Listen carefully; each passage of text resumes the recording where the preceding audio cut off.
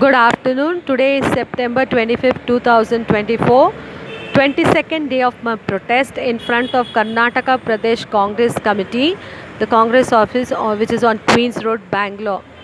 Being a Dalit, I look for inspiration all around. I look for the inspiration in the environment, I look for the inspiration in the history, I look for inspiration in science, I look for inspiration everywhere, so that I know who I am and what I actually stand for and what is my right.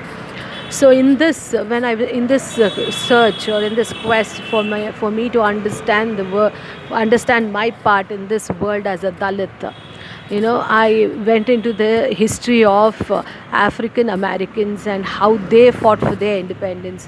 Though they started off fighting for their independence much later than us. After Martin Luther King came, then is what the civil rights movement really took off.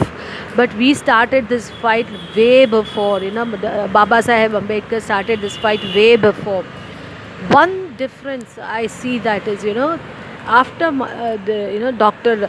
Martin Luther came into being for the civil rights movement, they have just their movement has just took off. One leader goes, there's a birth of another leader in African American community.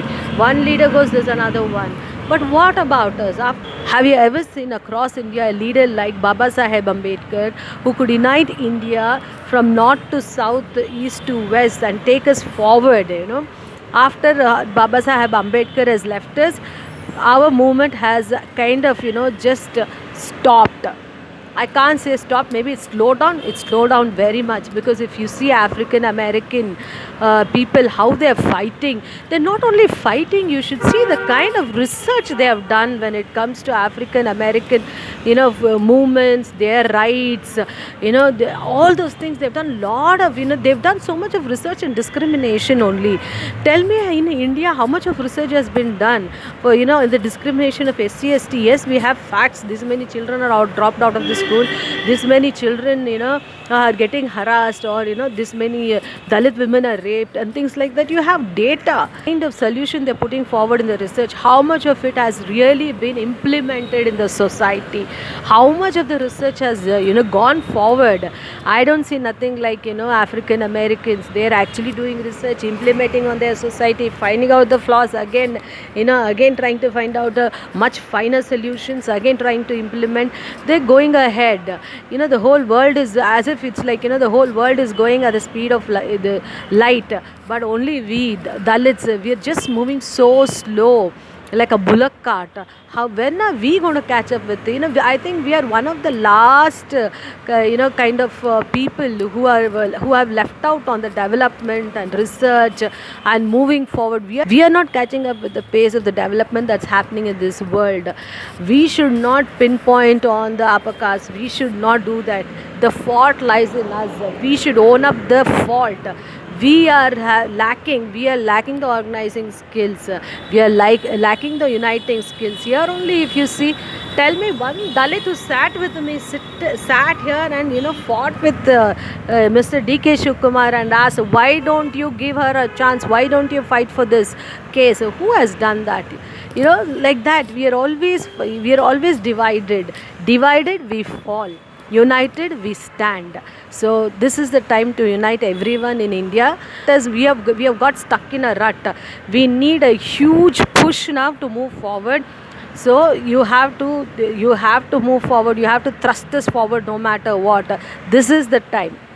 I've been through a life that I never thought ever existed in this world, and especially an independent India where I thought everything is going according to constitution. There's laws and rules, so that I'm very safe in this country. But after I've been through, I am going to take victory. I will take this victory, and I will not stop here. Whoever wants to, I will stand behind every Dalit who wants to fight.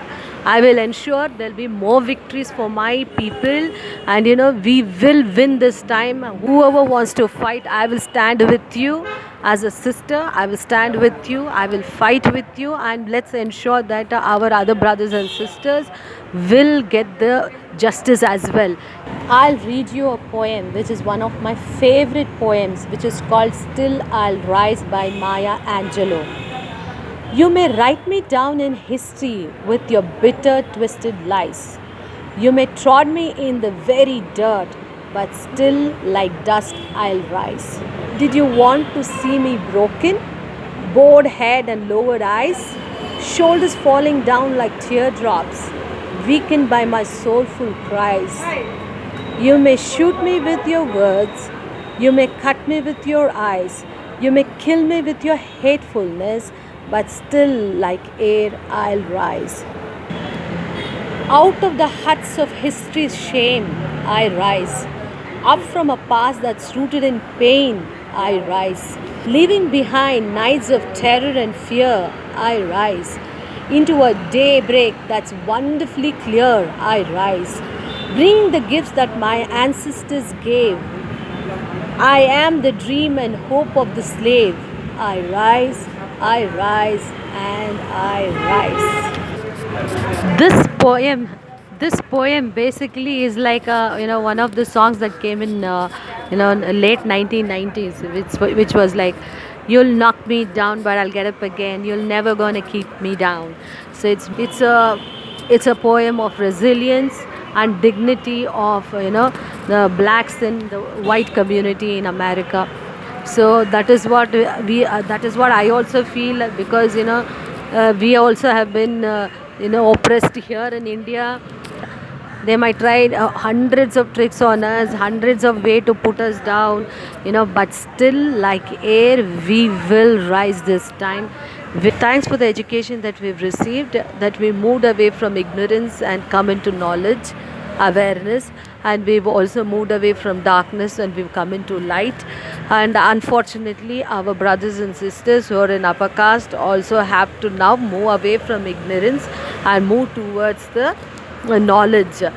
They seem to be have got stuck somewhere, because though they have gained all worldly knowledge, unfortunately they have not have the sensibility and the sensibility towards their fellow human beings. They're not able to acknowledge and give the rights of their fellow human beings, and what they're doing actually is bringing dishonor and disgrace to this country. We have to bring them to knowledge that what they're doing is wrong, and fortunately we will do that, and this country will start moving towards development, and we will become a superpower if this evil of oppression is removed from this country. Here comes the end of my 22nd day of protest at in front of KPCC office, but I still have hope. Hope is what keeps the man alive. It's not what is behind us or what is in front of us, but what is within me.